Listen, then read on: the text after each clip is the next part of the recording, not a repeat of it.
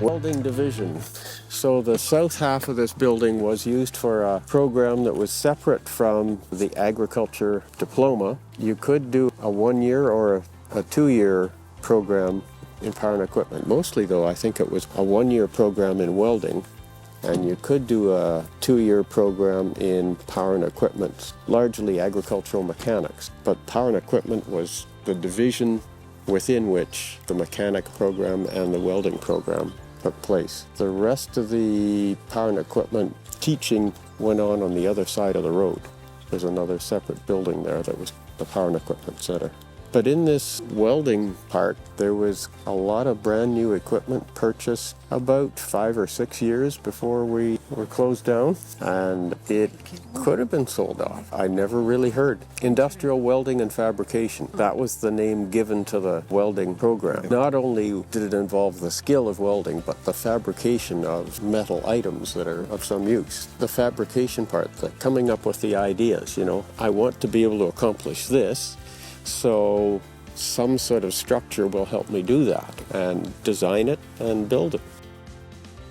There was a female apprenticeship in industrial welding and fabrication. There were a number of different levels of programs here, from true apprenticeships through Apprenticeship Ontario. There were sometimes short courses, which might be weekends or evenings. There were a lot of 1-year certificates, particularly in the welding and the power and equipment.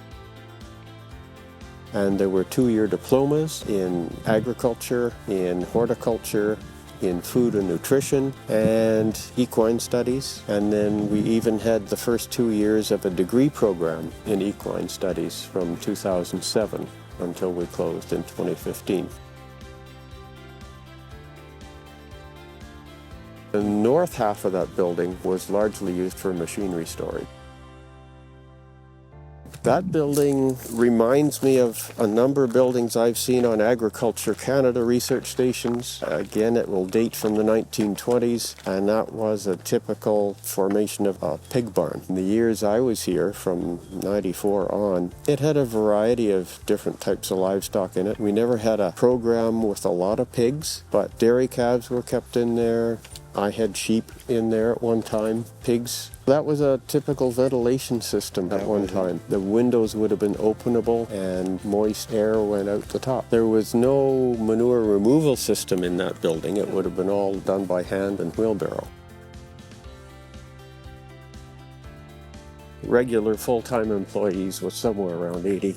In the summer, there'd be extra summer student, but I think in the times I was here, there wasn't a lot of 4-H activity right here. I tried to get some started. That building is, again, machinery storage for the agronomy or cropping program, mainly for the cropping research. The other more modern metal building beyond that was the Agronomy Research Center.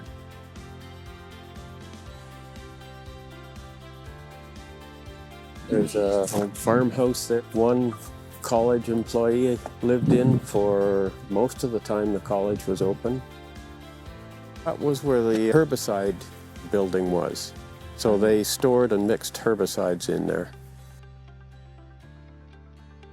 There were years when I remember hearing that the college had $200,000 left over in the building maintenance budget. And there were buildings that needed new windows and there were renovations that just didn't happen.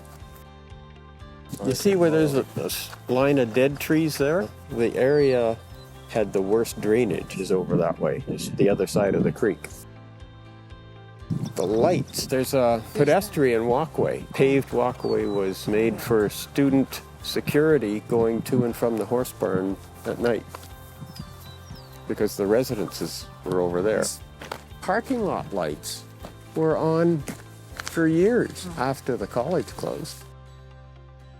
Most of the acreage that we're looking at now would have been used for feed for the college animals, and some of it for research.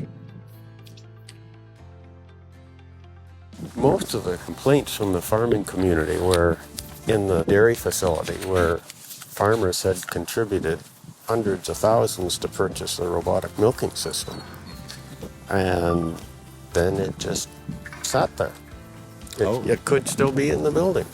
The university itself had an issue with its pension obligations. They figured they were in a financial state that if they ever had to close, they wouldn't be able to pay all their pensions. And so they started looking at things they could pick off that were expenses.